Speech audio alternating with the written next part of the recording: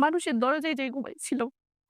ও আমাকে বলে যে, "তুই তো অনেক কষ্ট করতেছিস। এখন তুই হচ্ছে একটা অ্যাপস এ লাইভ কর। তোর তো মেকআপ ফেস ভালো।" বিগ ওয়েভস হাসব্যান্ড বসে থাকতেন আমার বাচ্চা নিয়ে। আমি লাইভ করতাম। পাশে, হাসব্যান্ড পাশেই বসে থাকতো আমি লাইভ আর করতাম। আপনি হাসব্যান্ডকে দেখাইতেন না। শুধু আপনাকে দেখা যেত। হ্যাঁ, হ্যাঁ। তো তখন অব্দি মানে ওই লোকটা জানতো যে আমার হাসব্যান্ড আছে কিন্তু আমার সাথে নাই। মানে আমার হাসব্যান্ডের সঙ্গে আমার অ্যাফেয়ার নাই। আচ্ছা। কি তখন ভয়ংকর চিন্তা করা যায়। আসসালামু আলাইকুম প্রিয় দর্শক এবং শ্রোতা। আল্লাহ সর্ব অবস্থায় আমাদের সবার মঙ্গল করুন। সবসময়ের মতো সেই দোয়া এবং শুভকামনা জানিয়ে শুরু করছি লাইফের একটি এপিসোড। যদি আপনি আপনার জীবন গল্প বলার জন্য আমাদের সঙ্গে যোগাযোগ করতে চান, সেক্ষেত্রে আমাদের একটি ফোন নাম্বার রয়েছে। ফোন নাম্বার হচ্ছে 09639888877। এছাড়া আপনি চাইলে আমাদেরকে মেইলও করতে পারেন sharemystory24@gmail.com। এই দুটো ঠিকানাই আমার ভিডিওর কোণাতে ফিক্স করে দেয়া আছে। আপনারা চাইলে ওখান থেকে ঢুকে নেবেন। সো লাইফে আজকে কে রয়েছে একটু পরিচিত হই। নাম কি আপনার? জি, আমার নাম বয়স কত আপনার? আমার ২০০০ এ ফটো আপডেটে আছে। ২০০১ এ জন্ম আপনার। হুম, হুম। তার মানে আপনার ২৪ বছর বয়স ২০২৫ এ যদি বলি। জি। জন্ম জেলা? জন্ম জেলা নওগাঁ। নওগাঁতে। বলেন কি গল্প শুনি? আমার বয়স যখন ১ বছর, আমার ভাইয়ের বয়স ৫ বছর। জি। আমার আম্মু আমাকে নিয়ে আমার ভাইকে রেখে আমার বাবার আপন ফুফাতো ভাইয়ের সঙ্গে চলে আসেন। মানে চলে আসা এসে বলতে কি উনার সাথে সম্পর্ক ছিল? হ্যাঁ, হ্যাঁ, উনি মানে গ্রামের ভাষায় বলে পলায় গেছে। এরকম একটা কথা আরকি। বিয়ে করছে আরকি পলায় এসে। আমি যেহেতু ছোট ছিলাম, আমাকে ঢাকায় নিয়ে আসেন। তো ঢাকায় এসে আমার আম্মু গার্মেন্টস এ চাকরি করেন। আমার যে চাচা উনিও গার্মেন্টস এ চাকরি করেন। জি। আমাকে রেখে যেতেন বাসায় একা, একা। হুম। আমি একা, একা থাকতাম। তো থাকতে, থাকতে যখন আমার বয়স ২.৫ বছর, আমার একটু, একটু মনে পড়ে আরকি আবছা, আবছা। আমার বাবারা হচ্ছে ৪ ভাই। ৪ ভাই ৪ বোন। হুম। তো আমার আরেকটা চাচা একটু বোকাটে টাইপের আরকি। আমার বংশের ভিতরে আমি একটাই মেয়ে। আমার আর কোন বোন নাই আরকি। বাবার আদরের মেয়ে আমি। তো আমার অনেক ভেঙে গেছে, মানে এক কথায় অসুস্থ হয়ে গেছে আমাকে আনার পরে। তো একটা মাঠের ভিতরে আমার আম্মুর পেটে ছুরি ধরছিল সন্ধ্যাবেলা। আপনার বাবা? না, আমার চাচা। যে "একে দিয়ে দে নয়তো হচ্ছে তোকে মেরে ফেলবো।" আমি প্রচুর ভয়ে কান্না করতেছিলাম। হুম। ওই মাঠে আমি দাঁড়ায় আছি আমার চাচার সঙ্গে। আমার আম্মু রুমে যেয়ে আমার কাপড়-চোপড় এনে আমার চাচার সঙ্গে আমাকে দিয়ে দেন। আচ্ছা, এগুলো আপনি কার কাছ থেকে শুনেছেন? এটা আমার আবছা, আবছা মনে আছে এই ২.৫ পয়েন্টগুলো। বছর হ্যাঁ, বয়স। হ্যাঁ, হ্যাঁ। আচ্ছা। তারপরে আমার চাচা যখন আমাকে নিয়ে যান দেশে, দাদির কথা মনে পড়লেই আমার মানে কান্না চলে আসে অটোমেটিক্যালি। আমার বড় মা আরকি, আমার বড় চাচু। তো উনার হচ্ছে বাচ্চা-কাচ্চা হয়, মারা যায়। তো উনি আমাকে পালেন ৫ বছর পর্যন্ত। তারপর উনার বেবি কনসিভ করে। তো ৫ বছর বয়সে আমি আমার নানুর বাড়িতে আমার নানু অসুস্থ। তো আমার মামা বললেন যে, "দাও তাইলে আমার আম্মু অসুস্থ, ওখানে থাকতে পারবে। অন্তত ভালো খাইতে পারবে ২ বেলা।" আমার আব্বুকে আমি একসঙ্গে ৩ টা স্কুলে পড়াশোনা করছি। যখন যেখানে থাকতাম সেখানে গিয়ে পড়তেন। সেইখানে বইয়ে পড়তাম। হুম। তারপর কখনো আমাদের বাড়িতে থাকতাম। আমার নানুর বাড়ি আমাদের বাড়ি থেকে ৳১০ ভাড়া লাগে। মানে ভ্যান ভাড়া আরকি। তখন নানুর বাড়িতে থাকতাম। আমি ৬ বছর বয়সে আমার বাবাকে আমি রান্না করে খাওয়াইছি। আমার বাবা তখনও বিয়ে করেনি। আমার কথা ভেবে যে আমাকে কষ্ট দিবে। বাবা কি করতো আপনার? আমার বাবা হচ্ছে ওই যে ওই সময়টাতে? কাঁচা সবজির ব্যবসা করতেন আরকি। যে আচ্ছা। এক জেলা থেকে আরেক জেলা নিয়ে যাইতেন এরকম। ওকে। আমার ভাই তখন ছিল। আমার ভাইয়ের রান্না আমার রান্না করতাম আমি।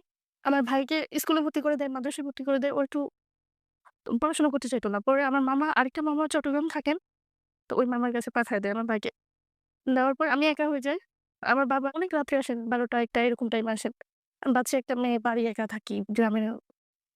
তখন আমার দাদির বাড়িতে একটু ঘুমাইতে যেতাম। ঘুমাইতে দিত না। বলত, তোদের বাড়ি যাই ঘুমা।" বড় আম্মার বাড়িতে যেতাম, বলত কি, "ছুটি ঘর, এখানে ঢুকবি না।" কি ঘর? ছুটি ঘর, তখন আমার বড় আম্মার বাবু হইছে সবে। ও আচ্ছা। মানুষের দরজায় যেয়ে ঘুমাইছিলাম। এত কষ্ট করেছি। আমার দাদি কিন্তু চাইলেই আমাকে আদর যত্ন করে বড় করতে পারত। সেটা করেনি। আমি হচ্ছে লার্কি আছে না? গ্রামাঞ্চলে? আমি রান্না করব, লার্কি শেষ হয়ে যেত। যদি আমার দাদির ওখান থেকে একটা আমাদের দেশে লারা বলে ওই যে ধান কেটে যে দেখে ওটা, একটু নিয়ে এসে যদি জাল ধরাইতাম, আমাকে মারত। প্রচুর অত্যাচার করত। মানে সৎ মায়ের মতো ব্যবহার করত আমার দাদি। তো আমি স্কুলে যাইতাম, স্কুল থেকে এসে রান্না করতাম। এভাবে আপু আসতো, অনেক রাত্রে আসতো, আবার সকালবেলা চলে যেত। তো আমি এভাবে পড়াশোনা করি। আর এভাবেই চলে। নানির বাড়ি কখনো, কখনো আমাদের বাড়ি, এভাবে যখন আমি 6 এ 7 এ পড়ি, আমার মা এর ভিতরে মাঝে, মাঝে কল দিতেন।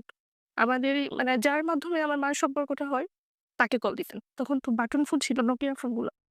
আমার মা একদিন ফোন দিয়ে বলতেছে, তখন ছোট বোন হইছে, এই ঘরে একটা রাখার মানুষ নাই। তুই চলে আয়। আমার না স্যার বিশ্বাস করেন, মানে খুব ইচ্ছা করত যে মাকে দেখবো, মা এখন কেমন হইছে? মানে আমি তো আফসা, আফসা মনে আছে আমার মার চেহারা। খুব ইচ্ছা করত মার আদর। মানে দাদির অত্যাচারে বেশি আরো কষ্ট লাগতো। আমার আমাদের গ্রামের সবাই আমাকে মানে আদর করে নিয়ে খাওয়াই দিত। যে যেমন ভালো-মন্দ রাঁধলে দিয়ে খাওয়াইতো। কিন্তু আমার দাদি কখনো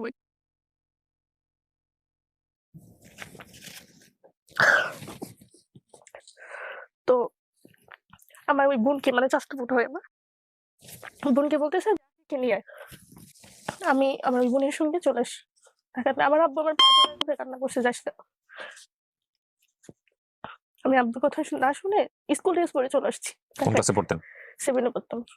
ঢাকায় চলে আসছি। জি। আপনি যখন আসছেন তখন কি আপনার বাবা ম্যারিড? বিয়ে করছে আবার? না, বিয়ে করে নাই? আমি আসার ১ মাস পরেই বিয়ে করছি। তারপর? তারপর ঢাকায় আসার পরে আমার সেই ছোট বোনকে আমাকে দিলেন পালতে। তো আমার ছোট বোন, আমিও তো তখন ছোট ছিলাম। পারতাম না, মানে টেক কেয়ার করতে পারতাম না এত। আপনার মা কি উনার ঘর সংসার করতেছে তখন? হ্যাঁ, একসঙ্গেই থাকে? হ্যাঁ। ওকে, একটা রুমে থাকে, চান্দুরা ওকে। থাকে। হুম।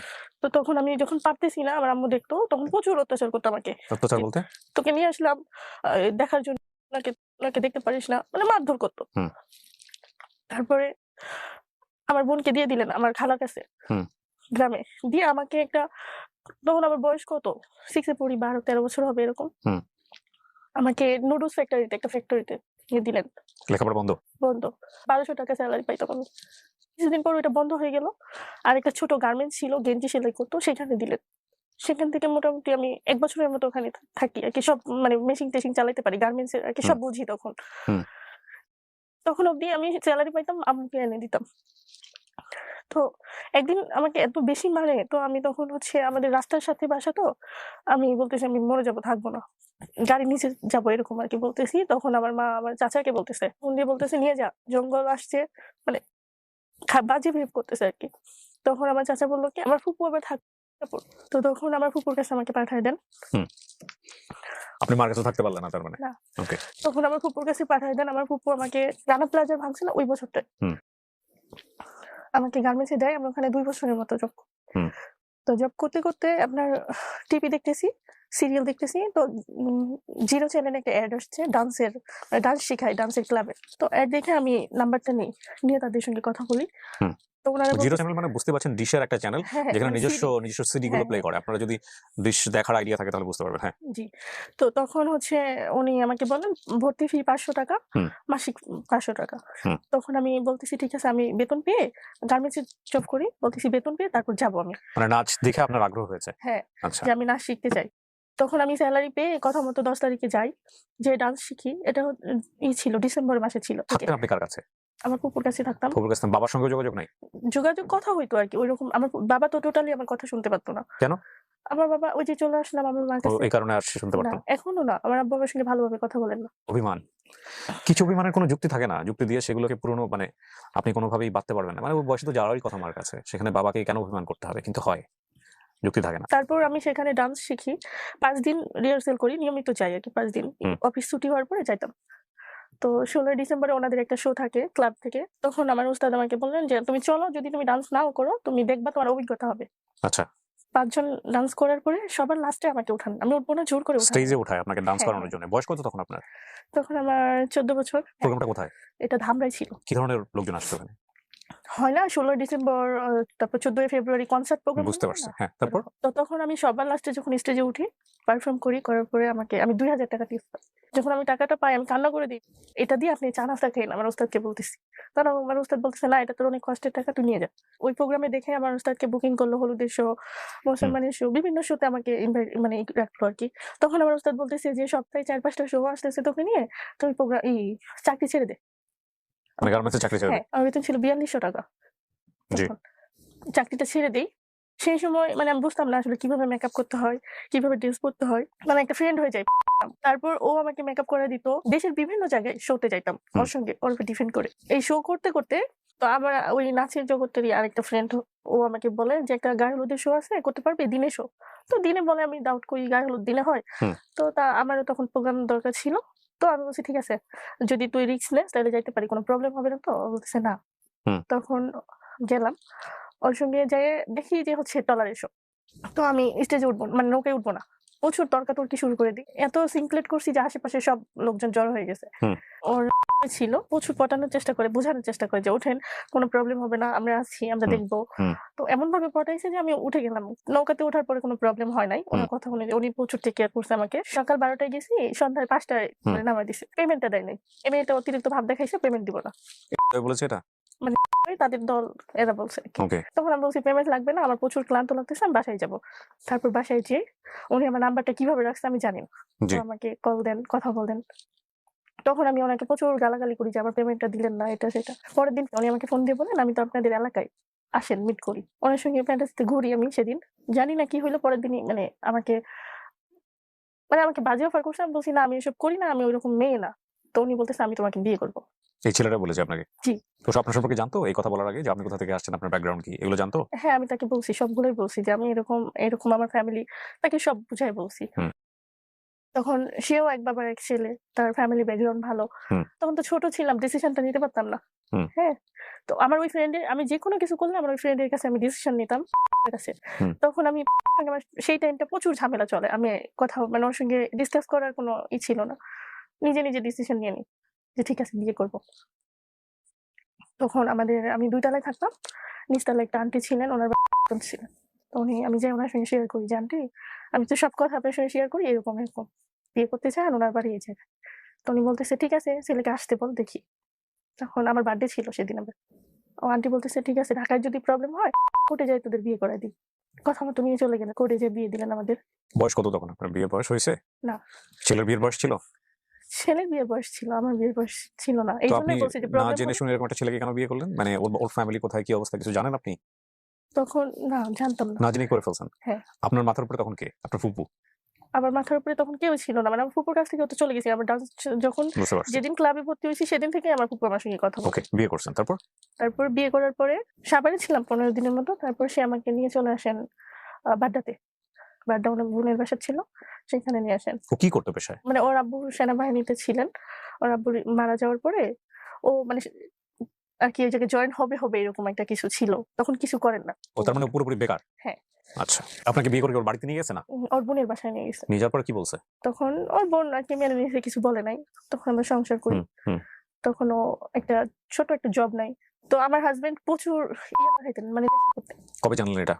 বিয়ের পরে কিভাবে জানলেন? আমার ননাস ওর বোন আমাকে বলেন যে, "এরকম। তুমি জানো না আমার আব্বা মারা যাওয়ার পরে আমাদের প্লট ছিল উপশহরে মানে আমার হাসব্যান্ডের। হুম। সেই প্লট বিক্রি করে তারপর প্রচুর। মানে আপনি যার নিজের চোখে দেখছেন? হ্যাঁ। না দেখলে বলেন না। আপনি না, কিভাবে আমি দেখছেন সেটা দেখছি, বলেন। আমি বলি। হ্যাঁ, হ্যাঁ। তারপর ও এই মানে ওর বোনের সঙ্গে প্রত্যেকদিনই ঝামেলা করত টাকা-পয়সা নিয়ে। এক ভাই, এক বোন? না ২ বোন। ওর আচ্ছা, বড় বোনের কাছেই প্লটটা বিক্রি করে যে টাকা দিয়ে প্রত্যেকদিন। আচ্ছা। টাকা নিত আর উনি যাই খাইত। তো এক পর্যায়ে যেয়ে যখন আমাদের বিয়ের বয়স ৬ মাস হুম। তখন রুমেই খাইত। মানে এতদিন তো বাহিরে খাইত। তো আমাকে কথায় বলে নাসনি অলি, ওর ফ্যামিলিও নাসনি অলি এসব বলত। প্রত্যেকটা মুহূর্তে উঠতে, খাইতে, বসতে এক কথায় নাসনি অলি। একদিন এত বেশি মারছে আমাকে আমি অজ্ঞান হয়ে গেছিলাম। তো সেদিন আমার কাছে না টাকা ছিল, না কোনো ফোন ছিল। মানে এমন একটা পরিস্থিতি বিয়ের পর করছে। মানে টোটালি আমাকে সবকিছু থেকে আলাদা করে দিছে। তখন আমার উস্তাদকে আমি ফোন দেই। আমার পাশের রুমের একটা ভাবির ফোন দিয়ে আমার উস্তাদকে ফোন দিয়ে বলি যে আমাকে ডান্স শিখাইছে আরকি। যে, "ভাইয়া এরকম অবস্থা আমাকে ৳৫০০ দেন আমি চলে আসবো। আর একটা থাকার ব্যবস্থা করে দেন।" তখন উনি আমাকে ৳৫০০ দেন বিকাশে বিয়ের কতদিন পরের ঘটনা এটা? ৬ মাস পর। ৬ মাস পরে। এর মধ্যে মারটার খায় একদম পুরা কাহিল। হ্যাঁ, প্রত্যেক দিনই মারতো। তো তখন ওই আমাকে যখন বিয়ে করছেন তখন বয়স কত আপনার? ১৪-১৫ বছর, ১৫ বছর বয়স। আর ওর বয়স? ২২ বছর মেবি। হুম, আমি তখন গেলাম ওর কাছ থেকে যাওয়ার পরে আমার ফ্রেন্ডের ওই যে বাসায় গেলাম। হুম। যে এর সঙ্গে থাকলাম। আবার শো করতেছি, প্রোগ্রাম করতেছি ডান্স। করতে ১ বছর আলাদা ছিলাম। ১ বছর পরে ওর বোন আমার সঙ্গে কনট্যাক্ট করার চেষ্টা করে। ওর বোনকে আপনার দিয়ে ভাইগুলো কোথায় তখন? সে ওই যে আমার মামার বাড়ি চট্টগ্রাম। ও ও ও মামার বাড়িতে। হ্যাঁ, ও মামার বাড়ি কিন্তু আমার আপনার জীবনটা এরকম হয়ে গেছে। কখনো মামা, কখনো মা, হ্যাঁ, কখনো হ্যাঁ, বাবা। হ্যাঁ, হ্যাঁ। তো এক জায়গায় সেটেল হলেন না কেন আপনি? আমার আসলে ওই বয়সটাই ছিল না। বয়সটাই ছিল না। That's a good answer. জি। আমি তখন ওই ১ বছর আলাদা থাকার পরে আমার ননাস আমাকে বিভিন্নভাবে কনভিন্স করে যে, "আসো, সংসার করো" এটা। তো তারপরে আমি আমার ননদের কথা শুনে আসি। প্রোগ্রাম আবার ছেড়ে দিই। হুম, দিয়ে আসি। আসার পরে আমি আবার চলে যাই। ৬ মাস পরে আবার এরকম ঝামেলা হয়, মারধর প্রতিনিয়তই। আবার চলে যাই। হুম। লাস্ট বারে আমি মানে কোনো কিছুতেই আসবো না। আমাকে মানে সবার সামনে পায়ে ধরে নিয়ে আসছে। কখনোই সে আমাকে মারবে না। হুম, আসার পরে আমার বাবু পেটে আসে। আবার আমাকে মারে। এত বেশি মারে তখন আমার বাবুর বয়স ৪ মাস মানে পেটে। হুম। তখন আমার আম্মুকে আমি ফোন দিয়ে বলি যে এরকম অবস্থা। তখন আমার আম্মু বলতেছে যে, তুই আয়, তোকে আমি হচ্ছে বাচ্চাটা নষ্ট করে দিই। আমি বলতেছি না আসলে যখন আমার বাচ্চা পেটে আসছে তখনও কি আপনার বিয়ে হওয়ার বয়স হয়েছে? হ্যাঁ, তখন আমার বিয়ে হওয়ার বয়স হয়েছে। হ্যাঁ। বিয়ের কত বছর পরে? বিয়ের ৪ বছর পরে। ৪ বছর পরে, ওকে। তখন আমার আম্মুকে আমি বলি যে, "না আমি বাচ্চাটা নষ্ট করতে চাই না। আমার বাঁচার জন্য কেউ নাই।" হুম। আমি এই যে টাকা ইনকাম করি, যখন আমার ভাই, আমার মা, আমার বাবা, আমার মামারা, আমার কাকারা যখন আমার থেকে টাকা চাইতো, আমার আপনি মধ্যে টাকা ওই দিতেন? সেন্সটা ছিল না। আমি ২০,০০০, ৫০,০০০ এরকম টাকা দিতাম। প্রচুর টাকা আর্নিং করতাম, প্রচুর শো করতাম। ডান্স করে, করে? হ্যাঁ, তখন আমার আম্মু আমাকে বলতেছে যে, "হ্যাঁ, তুই কি করবি তোর ব্যাপার, মর তুই। তুই আর কখনো আমাকে ফোন দিবি না।" তখন আমি ওই যে শো করতাম যে একটা আ হিন্দু মহিলা আছে, উনি আরকি উনার ক্লাব ছিল। ওই জায়গায় বিভিন্ন মেয়েরা দূর-দূরান্ত থেকে মেয়েরা যেয়ে অনেক ক্লাবে উনার বাড়িতে থেকে তারপরে উনি শো ধরতো, সেই শো গুলাই যাইতো আরকি। হুম। তখন দুর্গাপূজা ছিলেন, আমি উনার বাসায় চলে যাই। যেয়ে দুর্গাপূজার শো করি। ওই ৪ মাস থেকে আমার বাবুর বয়স যখন পেটে আমার ৬-৭ মাস, তখন আমি ওই শো গুলা করি, প্রোগ্রাম করি। পেটে দুর্গাপূজা বাবু নিয়ে প্রোগ্রাম করতেন আপনি? হ্যাঁ, আমার বাবু যখন ৭ মাস তখন আমি প্রোগ্রাম করেছি। হাও, এটা কিভাবে সম্ভব? আজগুবি কথা বললে তো হবে না। আজগুবি না, ৭ আমার কাছে মাসের পেট প্রুফ নিয়ে আছে। কেউ ডান্স করতে পারে? আমার কাছে প্রুফ আছে, আপনি দেখেন। আছে এরকম ভিডিও ৭ হ্যাঁ, মাসের? ভিডিও আছে, আমার পিক আছে। লোকজন আপনি বুঝে দেখেন। যাবে না এটা যে আপনার পেটে আমি তখন একটু মোটা-সোটা ছিলাম, মানে ভুঁড়ি এরকম লাগতো। এত বেশি বোঝা ওকে, যেত না। ওকে। না, এগুলো তো আমি দেখাতে পারব না। আমি আমার অনুষ্ঠানে ডান্স হ্যাঁ, দেখাই না। না ঠিক আছে কিন্তু তারপর আপনি আপনি প্রুফ চাইলে হিসেবে প্রুফ ওকে, দেখতে ফাইন, পারেন। ফাইন। বাবু ৭ মাস, তখন একটা শোতে গেলাম। প্রচুর পেইন হচ্ছিল পেটে। হুম। তখন আমার হাসব্যান্ড আমি আমার হাসব্যান্ডকে ফোন দিয়ে বললাম যে এরকম অবস্থা। তো ও তখন আমাকে নরমালি বলল যে, "ঠিক আছে তুমি চলে আসো। তোমার আর প্রোগ্রাম-টোগ্রাম করতে হবে না।" হুম। তো আমি বাচ্চার কথা ভেবে কোনো কিছু না কারণ আমি ডেলিভারি করব। আমার মা-বাবা আমার পাশে, কেউ আমার পাশে নাই। তো আমি সেই কথা ভেবে আমার হাসব্যান্ডের কাছে যাই। তখন আমার হাসব্যান্ড বেকার ছিলেন। যাওয়ার পরে যে আমার চাচা আরকি আমার সৎ বাপ, সে ভালো পোস্টে জব করে গার্মেন্টস এ।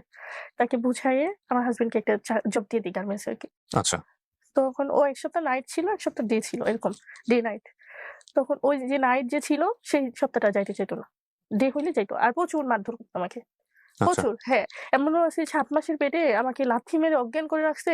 আশেপাশে সবাই ভাবতেছে আমার বাচ্চাটা মারা যাবে। মানে মাথায় পানি-টানি দিচ্ছে এরকম অবস্থা। আমার মা পাশাপাশি ছিলেন। ১০ মিনিটের ডিফারেন্স ছিল আমাদের বাসায়। আমাকে কখনো দেখতে আসেন। আমার হাসব্যান্ড ২ মাস জবটা করছে। বাচ্চা হওয়ার আগে জবটা ছেড়ে দিছে। তখন আমার ডেলিভারি করবে, টাকা লাগবে।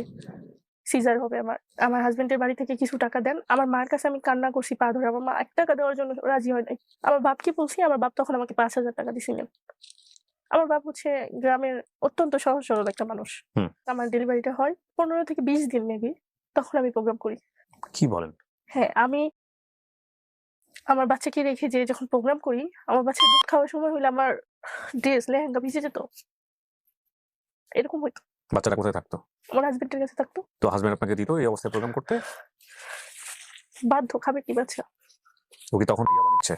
না তখন আবার কিভাবে নিবে? তখন টাকা নাই। টাকা শেষ। ও কিছু করে না? না। তারপরে কি হলো? তো ডান্স করতাম নিয়মিত এরকম ৬ মাস আমার বাচ্চার বয়স তখন ডান্স ছেড়ে দিই আরকি। তো আমার একটা ফ্রেন্ড ও আমাকে বলে যে, "তুই তো অনেক কষ্ট করতেছিস। এখন তুই হচ্ছে একটা অ্যাপস এ লাইভ কর। তোর তো মেকআপ ফেস ভালো। ওখান থেকে যদি কিছু আসে তোর প্লাস পয়েন্ট হবে। তো বাচ্চার কাছেও থাকতে পারলি, বাইরে যাইতে হইল না।" হুম। বিগো অ্যাপস। তখন আমি ওর কথা মতো ওই মানে অ্যাপসটা ডাউনলোড করি। ভিগো লাইভ সম্পর্কে আগে জানতেন আপনি? ওইদিনই আমি হচ্ছে ডাউনলোড করি। করার পরে একটা এজেন্সির মাধ্যমে লাইভ করি। এজেন্সি বলতে আমি বিস্তারিত জানতে চাই। ওই অ্যাপসে গেলেই বলে হোস্টিং নিবেন নাকি। মানে বিভিন্ন এজেন্সিরা হচ্ছে বলে হোস্টিং নেন। এজেন্সির লাভ কি আপনাকে হোস্টিং? এজেন্সির লাভ হচ্ছে যে আমার আইডিতে যদি আমাকে কেউ যদি হচ্ছে ২০,০০০ ডায়মন্ড গিফট করে, মানে ওখানকার কয়েন আরকি ২০,০০০ ডায়মন্ড গিফট করে, তো এটা থেকে ডলার আসবে ১৯,০০০ টাকা পাবো আমি। আর ওই এজেন্সি পাবে, এখান থেকে এজেন্সিও পাবে। এজেন্সি কেন পাবে? এজেন্সি আপনাকে কি সুবিধা দিবে? এজেন্সি আমাকে পরিচালনা করতেছে। কিভাবে? উনি আমাকে ওই টাকাটা উইথড্র করে বিকাশ থেকে দিবে। আচ্ছা, ওকে। আমার কিছু জানা নাই। ভিগো লাইভ নিয়ে আপনারা নিশ্চয়ই জানেন যে কিছুদিন আগে কিন্তু আমাদের এরকম একজন অভিনেত্রী মারা যাওয়ার পরে এই ভিগো লাইভ অ্যাপটা নিয়ে অত্যন্ত আলোচনা সমালোচনা তৈরি হয়। উনার লাইফের মধ্যে যেহেতু ভিগো লাইভ ঘটনাটা আছে, সো যে কারণে আমার কাছ থেকে জানতে চাচ্ছি। হ্যাঁ, তারপরে কি হলো? তারপর ওই বিগো লাইফে একজন আসে যে আমাকে প্রচুর গিফট করেন। মানে ডায়মন্ড খেলে আরকি। খেলে আমাকে গিফট করেন। তখন আমি ওনার সাথে কি কথোপকথন হয়? মানে কথা হ্যাঁ, বলা যায়? কথা হয় তখন আমার। আচ্ছা। উনি আমাকে প্রচুর লোভ লালসা দেখায়। তখন এরকম আমার স্টোরিটা বলি আমি ডান্স করতাম। তো উনি আমাকে বলে যে, "লাইভ করতে হবে না। তুমি কত টাকা পাও লাইভে? আমি দিব। তোমার লাইভে আর আসতে হবে না।" তখন আমি এটা আমার এজেন্সিকে জানাই। বলে কি, "না এসব ফালতু। এরকম কত আসবে তোমার? কত গেস্ট আসবে? সবাইকে ধরে রাখতে হবে। সবাইকে মিষ্টি কথা বলে ধরে রাখো।" প্রচুর টাকা নষ্ট করত। মানে ওই জুয়া খেলতেন, আমাকে গিফট করতেন। আমি হচ্ছে মাসে ৩০,০০০ ৪০,০০০ টাকা উঠাইতাম তখন ঘরে বসে ওই ভিডিও থেকে। টাকাটা কোথায় আসতো? বিকাশে? বিকাশে। হাসব্যান্ড বসে থাকতেন আমার বাচ্চা নিয়ে। আমি লাইভ করতাম। হাসব্যান্ড পাশেই বসে থাকতো আমি লাইভ আর আপনি লাইভ হাসব্যান্ডকে দেখাইতেন না। শুধু আপনাকে দেখা যেত। হ্যাঁ। তো তখন অব্দি মানে ওই লোকটা জানতো যে আমার হাসব্যান্ড আছে কিন্তু আমার সাথে নাই। মানে আমার হাসব্যান্ডের সঙ্গে আমার অ্যাফেয়ার নাই। আচ্ছা, বুঝছেন? সেপারেশন এ আছেন। হ্যাঁ। এটা জানতো। হাসব্যান্ডের কথা বললে তো অবশ্যই আমাকে গিফট করবে না। তখন আমারও মানে একটা ভিতরে কাজ করতো যে আমার বাচ্চা নিয়ে আমাকে ভালো থাকতে হবে। আমার হাসব্যান্ডের সঙ্গে আমার প্রচুর ঝামেলা হয়। প্রত্যেকদিনই ঝামেলা হয় বিগো লাইফ নিয়ে। কেন? ওই যে ছেলেটা আমাকে ফোন দেয়, কথা বলতে হয় এটা ছেলেটা তো আপনার হাসব্যান্ডও জানে। টাইম দিতে হয় ওই ছেলেটাকে। এইজন্য আমার হাসব্যান্ড জেলাস ফিল করতো আর আমার সঙ্গে ঝামেলা করতো। আবার কিছু বলতেও পারে না কারণ ওর কাছ থেকে তো টাকা আসে। হ্যাঁ, হ্যাঁ। কি তখন ভয়ংকর চিন্তা করা যায়। এরকম হতে একদিন আমার হাসব্যান্ডের সঙ্গে প্রচুর ঝামেলা হয় ঈদের আগে। তখন আমি বলি যে আমি বাড়ি যাবো। ওই ছেলেটা তখন আমাকে ৳১০,০০০ পাঠায়। আপনার হাসব্যান্ড ছেড়ে দিতে বলে আপনি ছাড়েননি কেন? বলি। তখন আমি বাড়ি যাই। ছোট থেকে এই পর্যন্ত মেবি ৩ বার গেছি হুম। গ্রামের বাড়িতে। মানে এত কেউ কেয়ার করে না এইজন্য আমি যাই না। যখন টাকা দিতাম তখন কেয়ার করত, তখন ২ বার গেছিলাম। ভিগো লাইভে আপনি যে ডান্স করতেন, এখানে কি সবাই দেখতে পেত নাকি শুধু উনি দেখতেন? সবাই দেখতে পারত। ওয়ার্লড এর সবাই। যে কেউ? হ্যাঁ। তাহলে উনি শুধু আপনাকে গিফট করতে কেন? উনি সহ আর অনেকে অনেকেই গিফট গিফট করত, বাট করত। উনি হচ্ছে টপার থাকে না? কে কার টপে থাকবে এরকম ও একটা আচ্ছা, হুড়াহুড়ি পয়সা লেগে দিয়ে যেত। আসলে কে কার টপে থাকবে এরকম। হ্যাঁ, হ্যাঁ। প্রবাসী যারা থাকে আরকি বিশেষ করে। আমার হাসব্যান্ড একদিন লাইভ করা অবস্থায় আমাকে মারধর করে। ভিগোর মধ্যেই? হ্যাঁ। আচ্ছা ঠিক আছে ডান্স দেখতেছে সেটা তার ব্যক্তিগত রুচি। কিন্তু যে ডান্স ফ্রি দেখা যায়, সেখানে কেন এত টাকা ব্যয় করে লোকজন? ওইটা হচ্ছে জুয়া খেলে, ওরা জুয়া খেলে দেয় আরকি এটাই। আইডিয়া ক্লিয়ার হলাম না। বাট এটা আমার লাইফে হইছে এবং ওখানে গিয়ে যে টাকা পয়সা ইনকাম করা যায় এটা নতুন কথা না। তারপরে আপনাকে হাসব্যান্ড লাইভের মধ্যে মারে। ওই ছেলেটা কোথায় থাকে তখন? দেশে থাকে না দেশের বাইরে? বাইরে থেকে সৌদি দেশের আরব। বাইরে থাকে।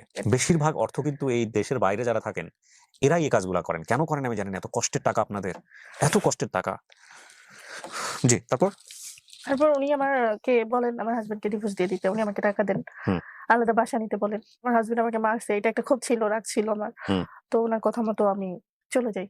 বাসা থেকে যেয়ে হুম। বাসা নিই আলাদা আমার আরেকটা ফ্রেন্ডের সাথে। ও ডান্স করতো আগে, মানে তারপর ডান্স ছেড়ে দিছে। হুম। মানে গ্রাম থেকে ঢাকায় আসছে আরকি। তো হুম। ওর সঙ্গে যোগাযোগ করে একটা ফ্ল্যাট নিয়ে নেই। হুম। আমার বাচ্চা আর আমি থাকবো। উনি আমাকে চালাবে। টাকা দিতেন প্রত্যেক মাসে ২-৩ মাসে এভাবে চালালেন আমাকে। ডিভোর্স কি দিয়ে দেন আপনার হাসব্যান্ডকে? না তখন অব্দি ডিভোর্স দেই নাই আমি। আচ্ছা। আমাকে এভাবে চালান। তখন আমার ৩ উনার টা সাথে আপনার সম্পর্কটা কেমন তখন? মানে আপনার গভীর। হাসব্যান্ড গভীর মানে আমি যেটা জানতে চাচ্ছি যে আপনার হাসব্যান্ড তখন আছে, ডিভোর্স হয় নাই। না। আপনার বাচ্চার বয়স কত? আমার বাচ্চার বয়স তখন ৭ মাস ৮ মাস। ৭ মাস। আর উনার সাথে সম্পর্ক গভীর বলতে? গভীর বলতে গভীর সম্পর্ক। তো পরবর্তীতে আমার হাসব্যান্ড আমাকে সুসাইড করবে এরকম একটা হুমকি দেন কিংবা করেন। আপনার হাসব্যান্ড সুইসাইড করে হুমকি দিয়ে কেন দিল? মানে তার বাচ্চাকে ছাড়া সে থাকতে পারতেছে না। এটা বলেন আমাকে। ওকে। এক পর্যায়ে যেয়ে সে হচ্ছে ঘুমের ওষুধ খান অনেকগুলো আমার হাসব্যান্ড। খেয়ে মানে অবস্থা নাজেহাল মেডিকেলে ভর্তি করে রাখছে। আমাকে ফোন দেন আমার শাশুড়ি, যাই আমি। যে লোকটার সঙ্গে আপনার এই সম্পর্কটা, ওই লোক কি বিবাহিত ছিল? তখন পর্যন্ত আপনি কি জানেন? তখন পর্যন্ত আমি জানতাম সে বিবাহিত না। বিবাহিত না। Okay fine. তারপর? তারপর হচ্ছে আমার হাসব্যান্ডের কাছে যাই। এটা আবার ওই যে আমার সঙ্গে যে ফ্রেন্ডটা থাকতো ও বিগো লাইভ করতো। ও আবার বলে দিছে। ওই ছেলেটাকে? হ্যাঁ, ওই ওই ছেলেটাকে। ছেলের নাম কি ছিল? তারপর? তো তখন সে বলে দিছে যে এরকম আ আমার ডান্সের জগতে সবাই আমাকে চিনে। হুম। তখন আমাকে উনি বলেন চলে গেছে আর হাসব্যান্ডের কাছে। তো আমার হাসব্যান্ড তখন মেডিকেলে ছিলেন ২ দিনের মতো। তারপর বাসায় আনি। হুম। আনার পরে মিলচাল করার চেষ্টা করি যে থাক যা হবার হইছে। আপনার হাসব্যান্ড তখন জানতো যে এই লোকের সঙ্গে এই সম্পর্ক? হ্যাঁ, হ্যাঁ। তখন আপনার আমার হাসব্যান্ড সহ্য করছে কিভাবে? আর আমি বুঝি না আপনি ভাই কেমন হাসব্যান্ড? জানা শোনার পরও বারবার ওয়াইফকে কাছে নিচ্ছেন। আপনি ডিভোর্স দিয়ে দেন। তারপর আরকি আমার হাসব্যান্ডের কাছে যাই। তখন আমার হাসব্যান্ড টাইলসের কাজ করতো। কাজ করা শুরু করছে। মানে ঘরে চাল নাই, খাবে কি বাচ্চা? হুম। হাসব্যান্ড জানতো যে আপনি উনার সঙ্গে এতটা গভীর সম্পর্কে গেছেন? হ্যাঁ। তো একদিন কাজে যান। হঠাৎ করে একদিন ফেসবুকে দেখি যে আমার এই ভিডিওগুলা। অশ্লীল ভিডিও। ফেসবুকে ফেসবুকে আমার নাম সেম আইডি খুলে করেছে? আইডি খুলে আমার ফ্রেন্ড লিস্টে যারা ছিলেন আমার মামা, আমার মানে আমার চাচা, আমার যে সৎ বাপ সে, আমার বোন মানে যারা ছিলেন আরকি। আমার গ্রামবাসী যারা সবাই আমার এড ছিলেন আমার ফেসবুকে। সবাইকে ইনবক্সে এগুলো দেন। আমি এখানে একটা কথা একটু বলে রাখি। প্রতিটা গল্পই আমরা এখানে নিয়ে আসি মানুষকে সচেতন করবার জন্য। উনার গল্পের আজকের যে প্রেক্ষাপট সেটা আপনারা দেখেছেন এবং একই সাথে উনার গল্প এখন কোন জায়গায় দাঁড়িয়ে আছে সেটাও আপনারা জানেন। উনার লাইফে কি হয়েছে সেটাও আমরা যাবো পরবর্তীতে। কিন্তু আমি এখানে একটু সতর্কবার্তা দিতে চাই, বিশেষ করে আমার দর্শক যারা আছেন। এই গল্পেরই কোনো একটা বিশেষ অংশ কেটে নিয়ে, ধরেন আমি ওনাকে প্রশ্ন করছি বা ওনার সাথে সম্পর্কটা কেমন, সামান্য একটা অংশ কেটে নিয়ে ৮ পিস করে এই গল্পটাকে যথেষ্ট রকমভাবে বাজেভাবে উপস্থাপন করা সম্ভব। অনেকেই ফেসবুকে গল্পের সামান্য একটা অংশ কেটে নিয়ে খুব পচা থাম্বনেইল দিয়ে সেগুলোকে বিভিন্ন মাধ্যমে ছাড়ছেন। এতে করে আমার তো অবশ্যই এবং একই সাথে আমাদের যারা দর্শক আছেন তারাও অনেক বেশি মনঃক্ষুণ্ণ হচ্ছেন। যারা এই কাজটি করছেন তাদেরকে আমি আমার এই ভিডিওর মাধ্যমে সতর্ক করছি। দয়া করে এমন কাজ করবেন না। আমরা অবশ্যই আপনার বিরুদ্ধে আইনানুগ ব্যবস্থা গ্রহণ করব। কারণ একটা বিষয়কে আপনি ভুলভাবে উপস্থাপন করছেন। সো এটা করা যাবে না।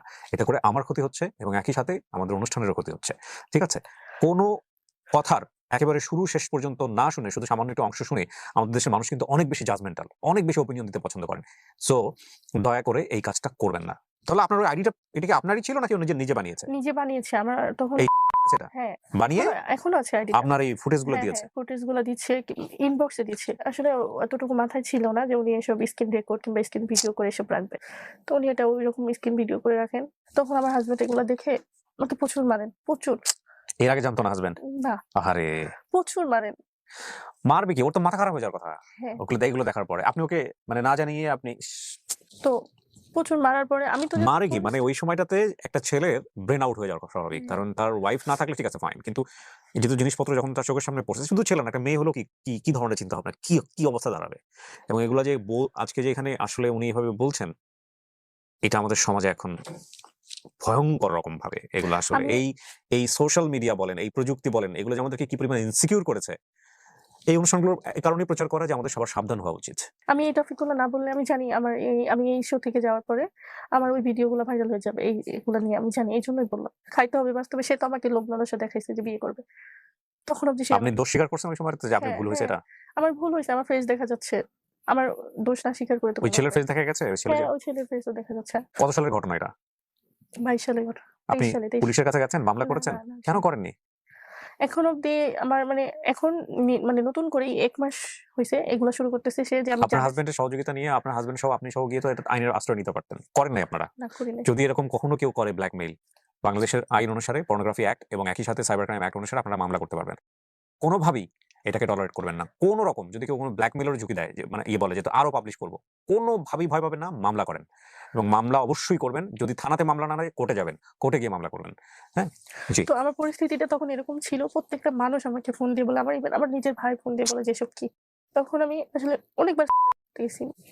তখন আমার হাসব্যান্ডের সঙ্গে থাকা অবস্থায় গলায় গেছি। তখনও আমাকে মারে যে, "তুই কেন ঘুরতে যাবি?" কিংবা এরকম কিছু। আমার হাসব্যান্ড আমাকে প্রচুর ভালোবাসে। কিন্তু আসলে নেশা করতেন তো এইজন্য এরকম। প্রত্যেকটা খোঁটা শুনতে হচ্ছে আমার দোষ আমি করছি। আমাকে মানে প্রতিনিয়তই দেখছস মানে গেছস এটা দেখাইছস মানে এরকম খোঁটা দিচ্ছে আমাকে। হুম। আমি আমার হাসব্যান্ডের কাছ থেকে চলে যাই।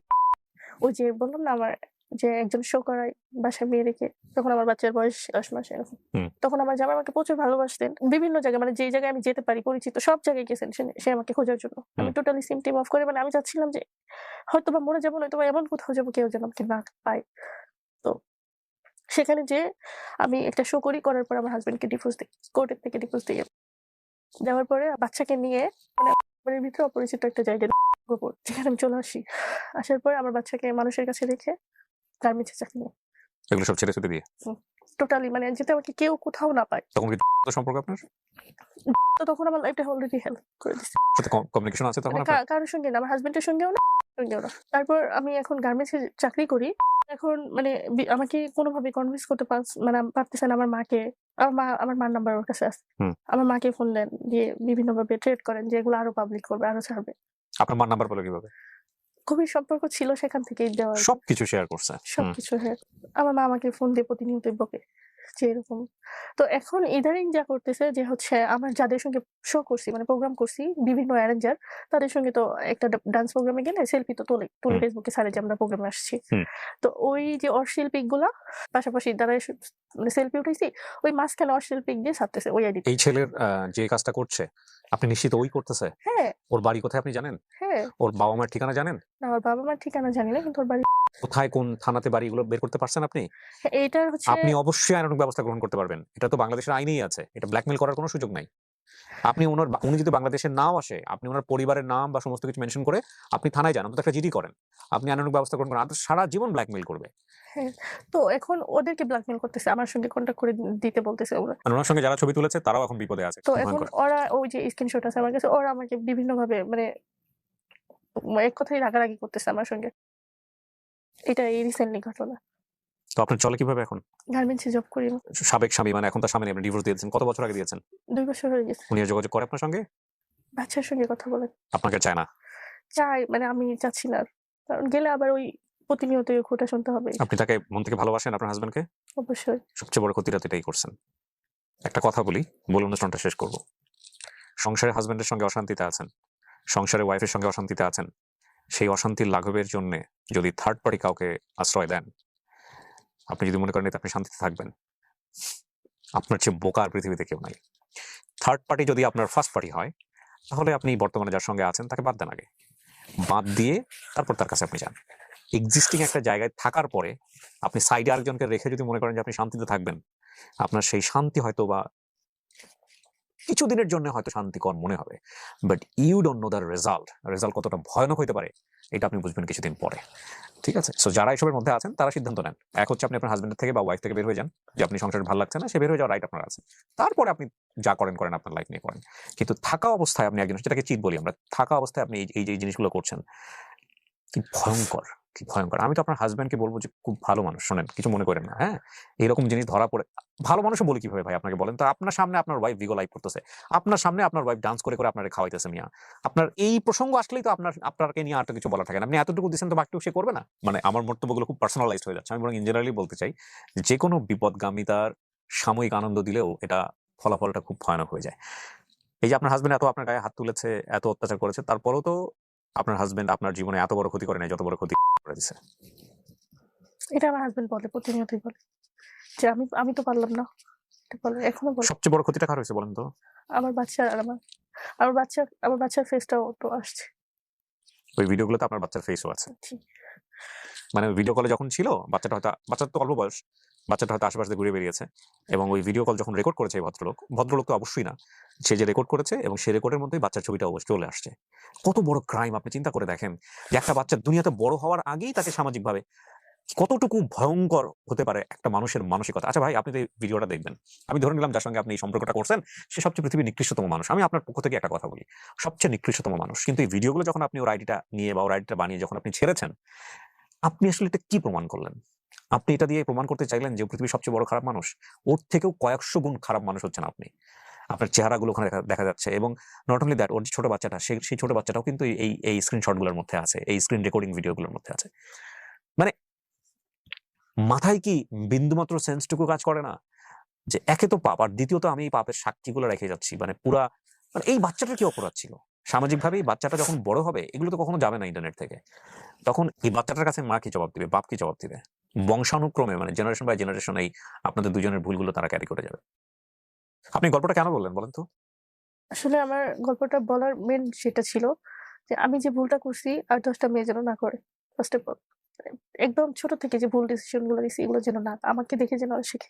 সংসার করতে পারছেন না এরকম অনেকেই আছেন, আমাদের সমাজে আছেন। সংসার থেকে বের হয়ে যাওয়া কোনো অপরাধ নয়। সংসার থেকে বের হয়ে যেতে হলে বের হয়ে যাবো আমরা।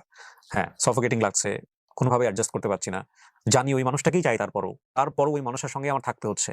এবং যখন দূরে যাই, দূরে থাকতে পারি না, কাছে চলে আসতে হয়। সম্পর্কটা কোনোভাবেই ভালো যাচ্ছে না। মনের ভয়ঙ্কর রকম কষ্ট হবে। তারপরেও যদি আপনার ডিভোর্সে যেতে হয়, যান। সেপারেশনে যেতে হলে যান। যাওয়ার পরে আপনার জীবনে যদি কেউ আসে, সেটা তো খুবই ন্যাচারাল, আসতেই পারে। কিন্তু থাকা অবস্থাতেই আপনি আপনার হাসব্যান্ডের সঙ্গে বা ওয়াইফের সঙ্গে যদি এই ধরনের কাজ করেন বা করতে থাকেন, the result is not good. Allah আমাদের সবাইকে মাফ করুক। আমি আপনাকে ধন্যবাদ জানাই যে আপনি সৎ সাহস নিয়ে আজকে এখানে এসে বলেছেন। আমরা যতটুকু পারি প্রেসাইজ করে আমরা গল্পটা এখানে প্রচার করলাম, এবং আপনার এই ভুল থেকে হাজার মানুষ হয়তোবা শিখবে। আসলে কি শিখবে? এটা